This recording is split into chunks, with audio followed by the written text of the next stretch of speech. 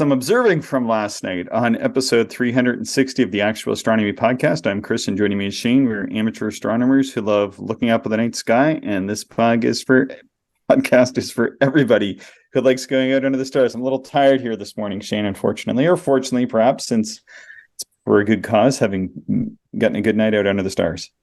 Yeah, you got to pay the piper at some point, so take it out on the show. Episode 360, we've come full circle. We have. There we go. Good call. Yeah, another 5, and you could listen to us every day of the year.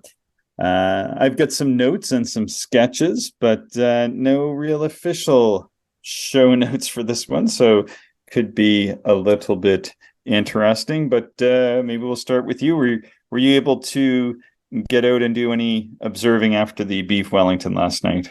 No, I hit a wall energy-wise, and as I mentioned earlier to you before we pressed record, I was in bed by about 9:30, which was too bad because certainly the sky had opened up. It's a little breezy. I'm not sure how it was out at your site with all of the other factors there, weather-wise, but it's a little breezy here in the city, so I'm not sure I would have been up for like a high power session. I think there would have been some vibrations, but certainly a little sad that I ran out of energy. But I know you and others were able to log some hours under the stars. So why don't you get into your observing? Yeah, I'll get into it. I want to give a shout out to Jim though. He didn't make it out here last night. He's been out here a few times before. He's a listener of ours and had taken my astronomy course in the past, but yeah, he had some stuff going on. And anyway, just a shout out to him. Hopefully we'll see him out here later this summer. I won't get into all the details there, but yeah, excited for some good observing this fall since the summer was so darn cloudy, unfortunately. So, and I think Ian, I chatted with Ian, who's an astrophotographer and a listener, and he's the guy I bought my mount from.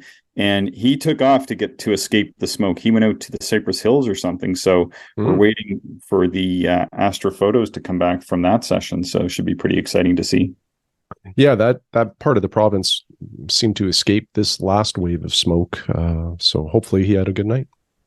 Yeah, it was pretty terrible though, eh? Like that plume of smoke really hung around Thursday, Friday, and even much of yesterday. It really, you and I were debating whether it would be even an observing session to be had last night up till mid-afternoon anyway.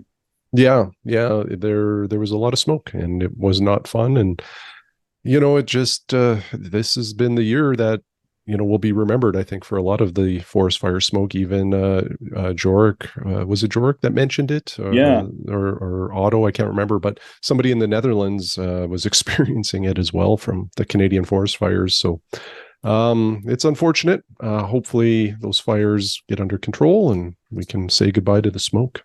Yeah, hopefully 5% of the Canadian forest has burned, or very close to it. Definitely 5% will burn. It's so close to that number that it's at 17.5 million hectares right now, and 5% will be 18.1 million hectares, and it's burning at a rate of about 0.1 million hectares every day or so, even still. So I'd be shocked if we didn't get to the 18 million burned hectares point, which is sort of mind-blowing to think that 5% of the Canadian forest could actually burn in the run of a year. Yeah, it's sad. Really is. So yeah, we were able to get out and do quite a bit of observing. Actually, it was about a 4-hour session, and yeah, we really made some good use of it. Mike came out with his 12-inch, and Peter, who's given me a bit of a live studio audience with my wife as well, sitting behind me, who reminded me that she's still here. So got a couple people kind of listening in, which is always fun. And Mike had his 12-inch out. I set up my 60 millimeter, but never looked through it. And Peter had his 10-inch set up. And we looked through it a bit, but mostly we hung out with Mike and his 12-inch, and then did some binocular observing. One of the things that worked out quite well is Peter doesn't need to wear glasses to do astronomy. And I bought those. They're a Cardinal 7x35 with a 13 or 13.5 degree field. Do you remember I got those a few years back or a couple years? Yep. Anyway, they work quite well for him. So he borrowed those. He didn't have binoculars with him, so he made good use of those and was able to scan around the skies and enjoy the nice wide fields of those. So it's always nice to have an extra set of binoculars or three kicking around. For sure. Did the guys haul the Dobbs up the hill or just observe, closer to the road, I guess? Yeah, well, Mike just set it up right in the middle of the road. Yeah, So yeah. there's not many people around. Once we get into autumn here, my neighbors were there, but as mentioned before, they're all friendly to the cause. So even though my neighbors were literally 50 feet away, they just had a couple internal lights on that don't really provide any distraction much. I mean, considering I'm in a community, there's no like bright white lights. It's just like, an amber living room light that they had on. Nothing. Mm-hmm. Any distraction. So right on. And you guys were able to stay out of the wind? Yeah, there was some wind. I mean, there was some wind. One thing we did get a chance to try, though, it did get windy for a bit. And what we ended up doing is going up to the observatory and rolling it off. Oh, yeah. And because, it's functional, I just don't have the telescope mounted in it yet. What we were able to do is to take our binoculars up, and Mike took his on a tripod up, and roll the observatory off and stand in there and do some binocular observing sort of during the windiest moments, I suppose. And that was kind of neat to experience how well it worked for blocking the winds. So it was pretty exciting to try that out. Oh, good. So I guess the first acid test passed. Yeah, that's the first time I've observed in it with other people. I've done it myself a couple times, but Mm-hmm. I was curious to see what it would be like to have three people inside observing, because that's kind of what I figure will be sort of maximum occupancy. It is just a small shed anyway, and you really can't go too much bigger than what I've done without getting into like a major facility, and it feels like a major facility already. But yeah, three people in it was totally fine.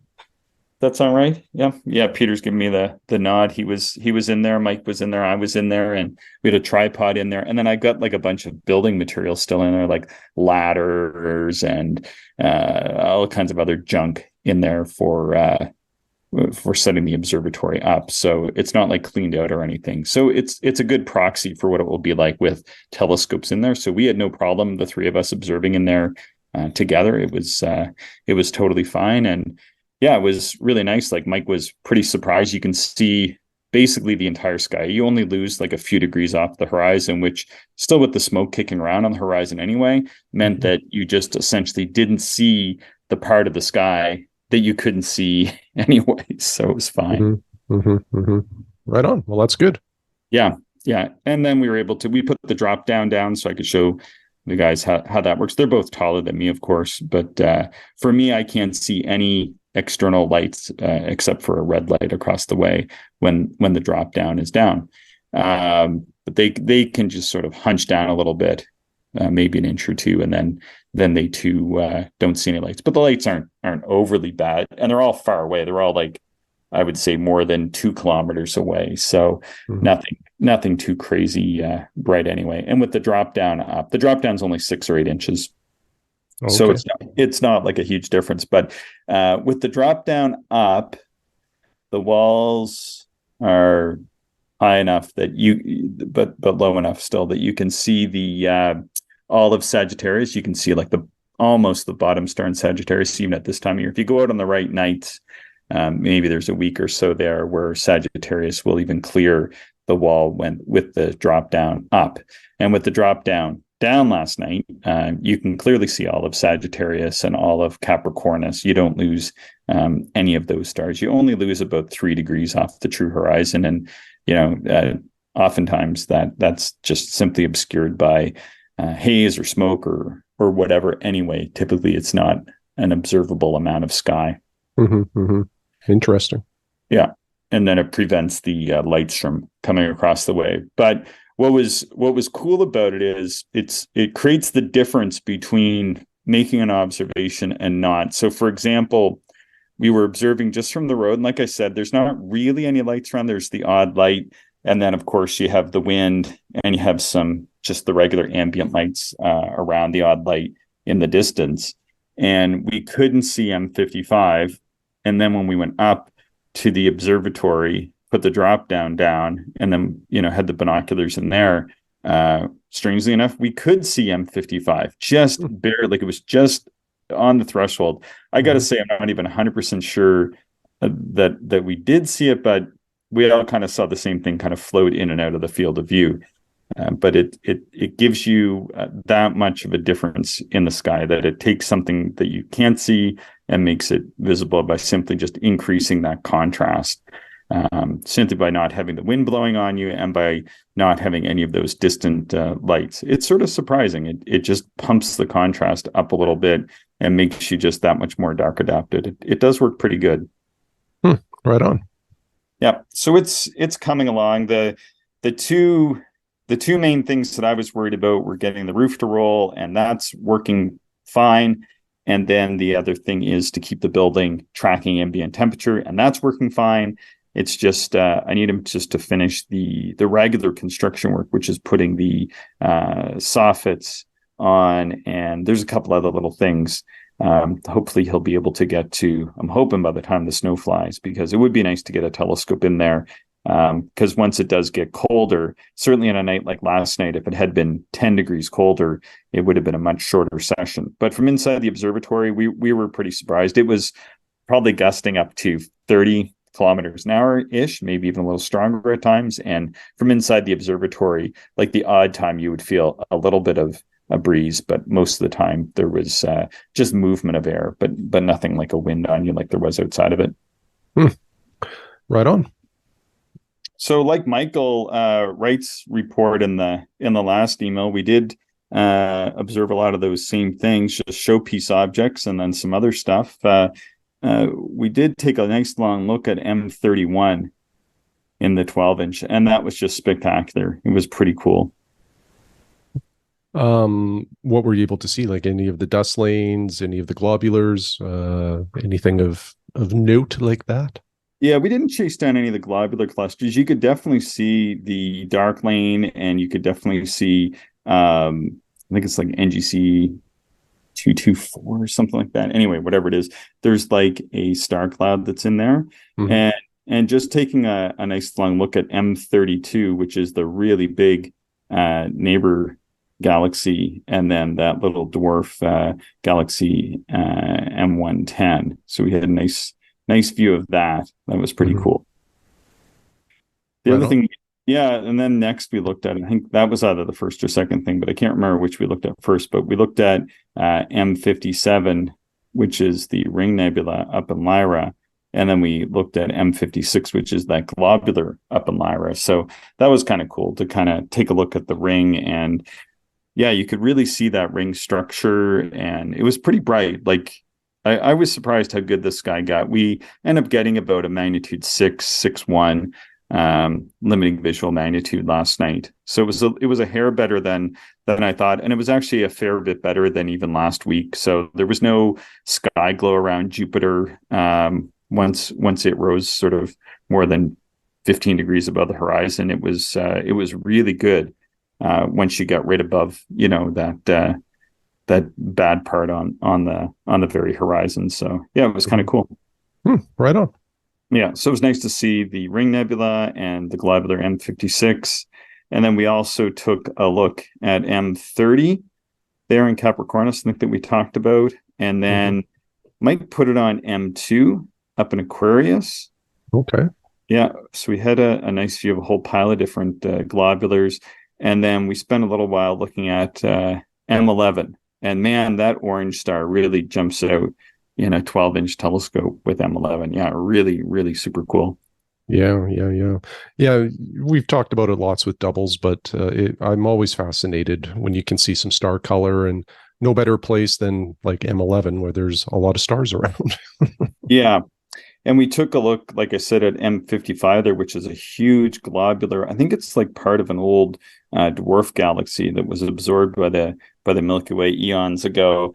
And like I said, we were just in the observatory taking a look at it with the binoculars. We didn't get a telescope on it. But what we did notice, we went back down and did some more observing. And then we noticed that the aurora really kicked up, and there was quite a good auroral display for a while. Oh, really? Okay. Yeah, I didn't even know there. Yeah, I didn't hear about it. So this is interesting. yeah, it wasn't anything that was on my radar. I'm not a really big aurora watcher, but like Peter and I were chatting about it, and we had noted colors. It started off, it was super green, and then it had some yellow in it, and it had some really big curtains that were rapidly moving, kind of like looked like curtains like waving in a breeze, like coming through your window. Mhm. And then it kind of went a bit turquoisey, like it looked very turquoise to the eye. Hmm. So it had some pretty significant color to it, and was pretty active. Like we could see it once it got dark. I said, because you could see it on the horizon. I said that just so you guys know, that's aurora, because that's usually the darkest part of the sky to the northeast and into the north. And there's not like a city up there or anything, and that's kind of what it looked like, almost like city glow. And Mm. then it became more detailed, and then it really kicked up for maybe 25 or 30 minutes, and had a lot of curtains and pillars that were stretching, maybe like 40 degrees to the northern horizon, almost all the way up to Polaris at times. And then they would really, like, I think, like, their orientation changed, so you'd then see them as like they would start to wave like a curtain, and then they would kind of settle back down. And like I said, this went on for about 25 or 30 minutes. It was pretty cool. Yeah.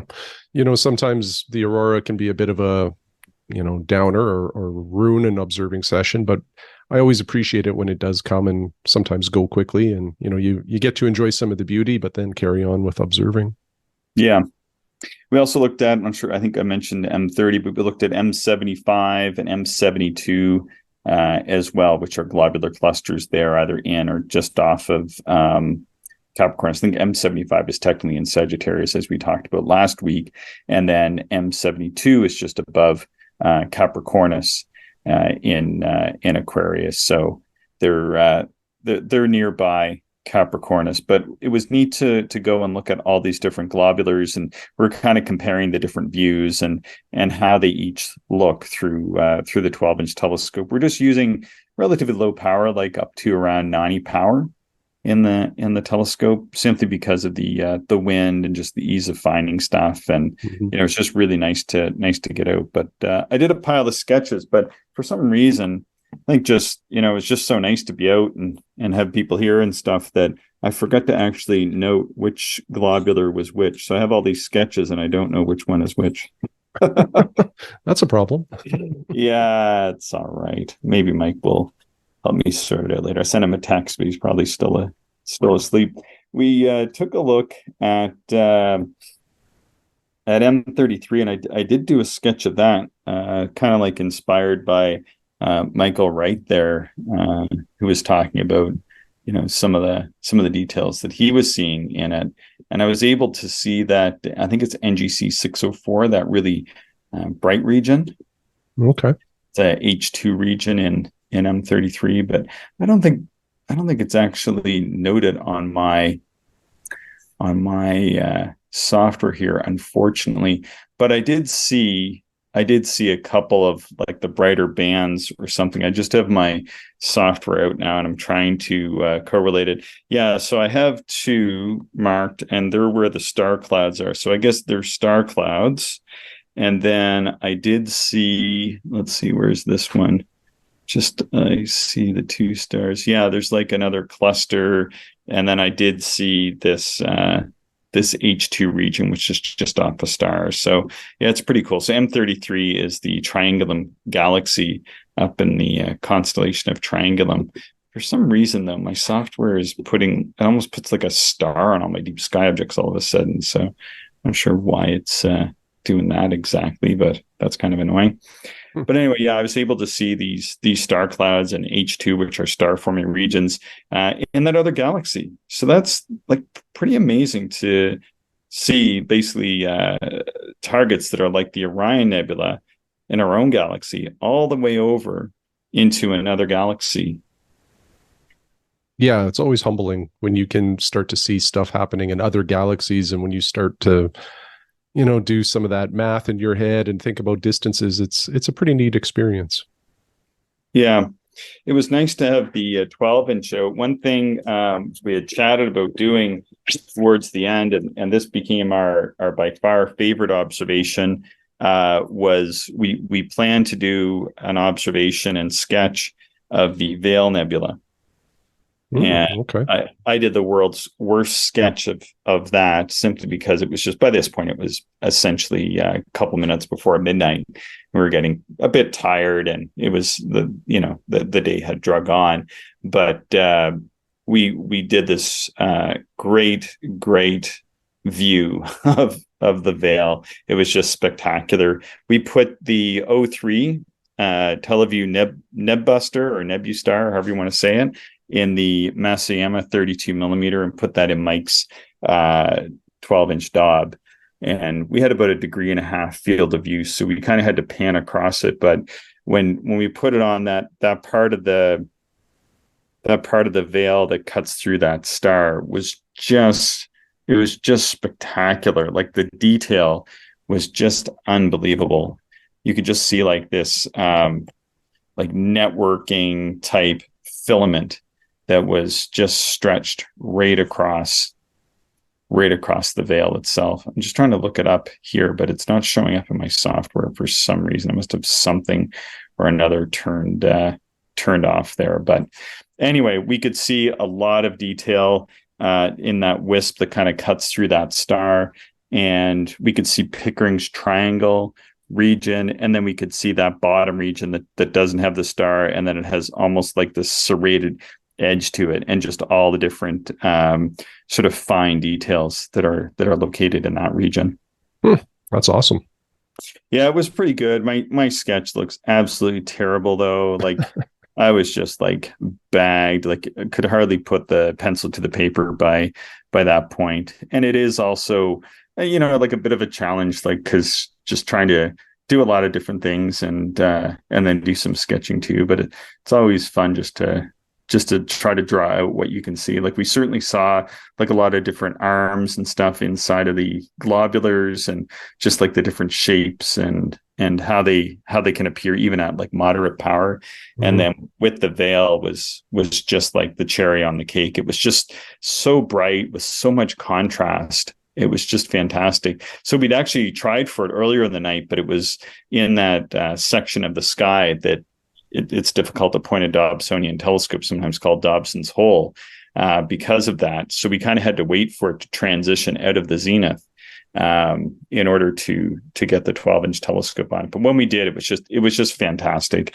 It was just so contrast rich, and it just looked so otherworldly, just looking through the telescope and seeing that nebula cutting through, like as bright as like a neon sign kind of thing. Yeah, it was super neat. Yeah, super neat. But yeah, that's what we did. It was really nice to get out, just simply because the smoke has been so horrendous here the past really about 6 weeks. It's just been terrible. So just to be able to see it finally clear out enough, and to have had the big telescope set up and be able to kind of work through some of this stuff. Yeah. And a 12-inch is just such a nice aperture for a lot of those Messier objects.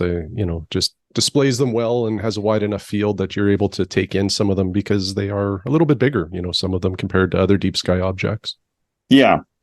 Yeah, I know exactly. And yeah, it was really nice to have that. I mean, I've got lots of small telescopes, and then to have access to the 12-inch like that definitely makes me want to get my 12-inch up and running. That'll be an exciting day for sure next year when that goes. So yeah, it was just a really nice session. Really great to have Mike and Peter out and just hang out and do some observing, and then of course great to have a spot like, once the wing kind of ate away at us a bit, we came inside here and sat down and just hung out in the kitchen, and I showed them and shared some of the other sketches that are better than the ones I did last night. And just like hung out and had some water, and then got rehydrated, and just being out of the wind for 20 or 25 minutes means you can kind of go back out and do another hour or 2 hours or whatever we end up doing. I guess we did another 2 hours after that. But if you're just out exposed to the wind constantly like that, it's just going to eat away at you, and your session is going to be pretty short. Oh, for sure. Yeah, absolutely. Yeah, so that was nice too, and yeah, it's just really nice to have the company because I think like it's the first time I've observed with people since, well, I guess when I was in Cyprus, but that session was so abbreviated it hardly counts, and then yeah, before that it'd be grassland. So hopefully now that we're into the autumn, we're into more clear and transparent skies. Hopefully these fires calm down. I know most of the folks are returning back home in the regions that were very greatly impacted by the fires, so at least that's good. But yeah, it'd be nice if they continue to calm down and we have some clear skies for astronomy too. Yeah, absolutely. This is my favorite time of the year to observe where it's still warm enough that you don't really need heavy clothing, but we're getting darker earlier, so you can get out earlier.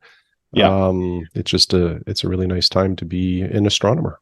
yeah, yeah. It's pretty good. It's nice to be getting observing reports from other people. I'm always like a bit. It's like just running through my objects, not that I observed, and when I'm so tired like this, I haven't had time to kind of process them. Always makes it. I feel a little bit poorly put together for the podcast. But anyway, then people can actually hear what it's like to kind of wake up the next morning having had a good night observing, I suppose. We had lots of coffee before doing this session and this recording session here this morning. So anyway, that was nice. And then we've got a beautiful day here. I think we might take a jaunt down to the beach in a bit. So yeah, should be nice. Awesome. Yeah. And let's see. Did you get any observing in over the past week or so, or No, I didn't. The smoke combined with just some poor weather here, limited that. And then, like I mentioned, last night I just hit a wall energy wise and went to bed early. So I think I'll pull out the solar scope today. It's looking pretty good for now. yeah? And do a little H alpha observing. And hopefully the week provides a few more opportunities for us. Yeah. Yeah. Well, hopefully, hopefully you can even drag yourself out here one of those nights, even if you're a bit tired. Yeah, for sure. Would be good. Do you want to take, I think we had a little bit more of an observing report from somebody. I added it to the notes there. Do you want to maybe give that a bit of a read before we conclude? Okay, sure. So last episode we read an email from Yorick. Again, apologies if we're pronouncing that incorrectly. I think that sounds better than me. So okay. yeah. What we did not have was some of his detailed observing reports in that last episode, and we have them now. So this is from the Netherlands. And I'll just start reading what he wrote. And it says, this is an observing report for 2 nights last summer. I brought my 8-inch Newtonian on vacation to Germany and found a nice spot on a lookout point on the premise of the park we were staying. So this is earlier this summer, it looks like. I think that might be August 7th, maybe 2023. Yeah, the telescope was an 8-inch f4 Newtonian. Eyepieces were all Explore Scientific. So the 28 millimeter, 68 degree, 18 millimeter, 82 degree, and a 6.7 millimeter, 82 degree. Filter using an Astronomic 03. And this was in Sonnenberg, it looks like, 360 meters above sea level. Bortle 4. Seeing was a 4 out of 5. Transparency was a 5 out of 7. Moon was 56% waning gibbous and didn't rise until about a quarter to midnight and started the session late due to clouds. So Milky Way was visible at zenith as a light band across the sky, showing a subtle, darker middle division. M51 in the 28 millimeter, clearly 2 cores in direct vision. 18 millimeter M51A shows a hazy patch around the core. Spiral structure is barely detectable. Your highlighting is kind of wild. Do you see that? Yeah, it's kind of crazy. Spiral structure is barely detectable. The brightest lanes phasing in and out of view in averted vision. M13 with 28 millimeter was fuzzy, 6.7 millimeter, strands of stars stretching out from the core. Impressive sight, but too easy an object to spend much time on under these dark skies and conditions. Yeah, we were looking at that last night too. Peter and I were, Peter actually was talking about those sort of bands of stars that kind of stretch out from M13. And then I went over, we took a long look at that under a few different powers. And I didn't do a sketch of it or anything, but man, I was like, I don't even know how I would sketch that. It would take me like all night, I think. Well, there's a lot of detail there for Yeah. sure. Yeah. Yeah. So the next object here is the East Vale Nebula with a 28 millimeter eyepiece, amazingly clear and defined, arc and teeth clear in direct vision. Orientation in the eyepiece makes it look like a bat. Even Hmm. more definition in averted vision, frayed along the west edge. Never before have I observed this target this clearly. Jaw dropping. Hmm. Looks just like a desaturated image of the region. Hmm. You know, the veil, Chris, is one of those objects that certainly can be photographic when observing visually. It's just not every object is like that, but the veil under the right conditions using an O3 filter can really be astonishing. Yeah, and we were talking a bit last night too that not and I do quite enjoy looking at astro images, but the view that you get through the telescope is it's quite different. Like when you're looking at M13 and you see all those chains of stars. Typically, when you look at an astrophoto of it, it looks like a giant ball of stars, but you don't all these different chains and nuances don't necessarily jump out at you like they do when you're looking at it through the eyepiece. Yeah, for sure. Yeah. West Vale Nebula with a 28 millimeter eyepiece, just as clear as the east portion of this SNR. Crooked broomstick structure visible from the defined narrow north end all of the way to the wide strands in the south. Unclear where the southern wider region ends. Bend visible northeast of 52 Cygni.